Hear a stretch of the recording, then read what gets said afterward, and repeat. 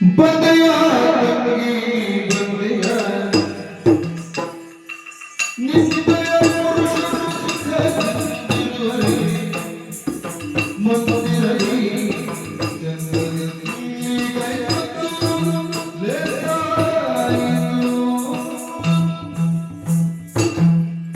ತಂಗಿ ದ್ರೌಪದಿ, ಅಣ್ಣ ಕೃಷ್ಣಯ್ಯ ವಧಿಸಿಕೊಂಡಿದ್ದೇನೆ. ನಿನ್ನ ಬದುಕಿನಲ್ಲಿ ನಾರದರ ಉಪದೇಶದಂತೆ ಅತ್ತೆಯ ಮಾತನ್ನು ಪೂರೈಸುವುದಕ್ಕಾಗಿ ಪತಿಯ ಇವರಿಗೆ ಹೆಂಡತಿಯಾಗಬೇಕಾದಂತಹ ಪ್ರಮೇಯ ಬಂತು.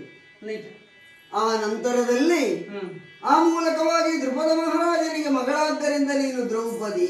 ನಿಜ. ಈ ಸಂದರ್ಭದಲ್ಲಿ ಹಸ್ತಿನಾವತಿಯಲ್ಲಿ ಮಧ್ಯರಾತ್ರಿಯಲ್ಲಿ ನೀನು ಮಲಗಿದ್ದವಳು. ಅಣ್ಣನ ಕರೆಯನ್ನು ಆಲಿಸಿದಂತಹ ನೀನು ಪ್ರೀತಿ ಭಾವನೆಗಳಿಗೆ ಹೋಗೊಟ್ಟು ಓಡೋಡಿಕೊಂಡು ಬಂದೆಯ. ನನ್ನ ಕರ್ತವ್ಯ. ಸಂತೋಷವಾಯಿತು ಮಗಳೇ. ಹಾಗಿದ್ರೆ ಮಂದಿರದಲ್ಲಿ ನಿನ್ನ ಪತಿಯವರು ಕ್ಷೇಮವಾಗಿದ್ದಾರೆ, ನೀನು ಕ್ಷೇಮವೇ?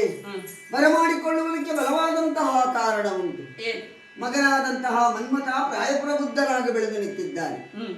ಅವರಿಗೆ ಮದುವೆ ಮಾಡಬೇಕಾದ ತಂದೆಯಾಗಿ ಕರ್ತವ್ಯ ಎನ್ನುವಂತಹ ನೆಲೆಯಲ್ಲಿ ಮಡದಿಯಾದಂತಹ ರುಕ್ಮಿಣಿಯಲ್ಲಿ ಈಗ ಮತ ಬೆಳೆದು ಹೋಗಿ ವಿರಸಕ್ಕೆ ಹೋಯಿತು. ಶಪಥ ಮಾಡುವಲ್ಲಿವರೆಗೆ ಮುಟ್ಟಿದೆ.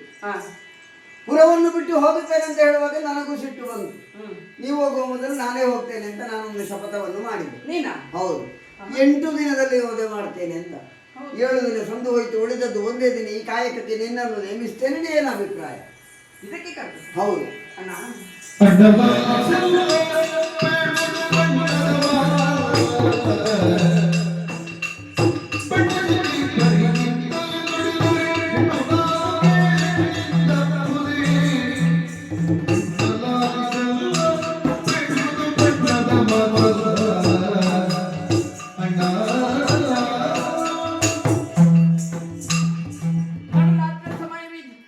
ಎಲ್ಲರೂ ಕೂಡ ನಿದ್ರೆಗೆ ಜಾರುವಂತ ಸಮಯ. ಅದು ಗಾಢ ನಿದ್ರೆ. ಎಚ್ಚರ ಅನ್ನೋದು ಇರ್ಲಿಕ್ಕಿಲ್ಲ. ಆ ತರದ ನಾನು ಕೂಡ ಮಲಗಿದಂತಹ ಹೊತ್ತಿನಲ್ಲಿ ನಿನ್ನ ಕೂಗಿನ ಧ್ವನಿ ಎಂಬುದು ನನ್ನ ಕಿವಿಯನ್ನು ಪ್ರವೇಶಿಸಿದಾಗ ತಕ್ಷಣ ಎಚ್ಚೆತ್ತುಕೊಂಡು ಹತ್ತಿನೆಯಿಂದ ದ್ವಾರಕೆಯರಿಗೆ ಬಂದೆ. ನಿನ್ನ ಮಾತು ಕೇಳಿದಾಗ ಯೋಚನೆಗೆ ಒಳಪಟ್ಟೆ. ನಿನ್ನಿಂದ ಆಗದಂತ ಕಾರ್ಯ ನನ್ನಿಂದ ಹೇಗೆ ಸಾಧ್ಯ ಎಂಬುದರ ಚಿಂತೆಯೂ ಕಾಡುತ್ತವಳು. ಅಸಾಧ್ಯ ಅಂತ ಹೇಳಲಿಕ್ಕೆ ಆಗುದಿಲ್ಲ ನನಗೆ. ಆಗುದಿಲ್ಲ. ಕೌರವಾದಿಗಳೆಲ್ಲರೂ ಸೇರಿಕೊಂಡು ನನ್ನ ಮಾನಭಂಗಕ್ಕೆ ಯತ್ನಿಸಿದಾಗ 5 ಗಂಡಂದಿರು ಕೂಡ ಇದ್ರು ಜೊತೆಯಲ್ಲಿ. ನನಗೆ ರಕ್ಷಣೆಯವರಿಂದ ಸಿಕ್ಲಿಲ್ಲ. ಒಂದೊಂದು ಶಪಥ ಮಾಡಿದ್ರಂತೆ. ಮತ್ತೆ ಒಬ್ಬ ತೊಡೆ ಮುರಿತೇನೆ, ಮತ್ತೊಬ್ಬ ಅಂತ ಕೂದಲಿದ ಹಾಗೆ ಮಾಡ್ತೇನೆ, ಎಣ್ಣೆ ಹಾಕಿ ರಕ್ತವನ್ನು ಎಣ್ಣೆ ಹಾಕ್ತೇನೆ, ಕರುಳನ್ನು ಮಲ್ಲಿಗೆಯಾಗಿ ಮುಡಿಸ್ತೇನೆ, ಏನೇನೋ ಶಪಥ ಮಾಡಿದ್ರಂತೆ. ಅದು ಭೀಮ ಶಪಥವನ್ನು ಮಾಡಿದ್ದು. ಕೇವಲ ಅಷ್ಟಕ್ಕೆ ಮಾತ್ರ, ನನಗೆ ರಕ್ಷಣೆ ಮಾತ್ರ ಅವರು ಕೊಡ್ಲಿಲ್ಲ. ಆವಾಗ ನನಗೆ ಮಾನವ ರಕ್ಷಣೆಯನ್ನು ಕೊಟ್ಟವನೇ ನೀನು. ಅದೊಂದು ದೊಡ್ಡ ಋಣ. ಅದು ಹೇಗೆ ತೀರಿಸುವುದು ಆ ಋಣ ಎಂಬುದಾಗಿ ನಾನು ಯೋಚಿಸ್ತಾ ಇದ್ದೆ ಈ ಜನ್ಮದಲ್ಲಿ.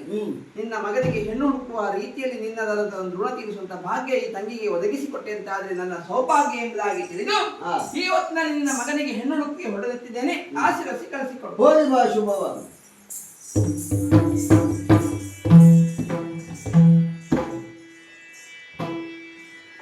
Krishna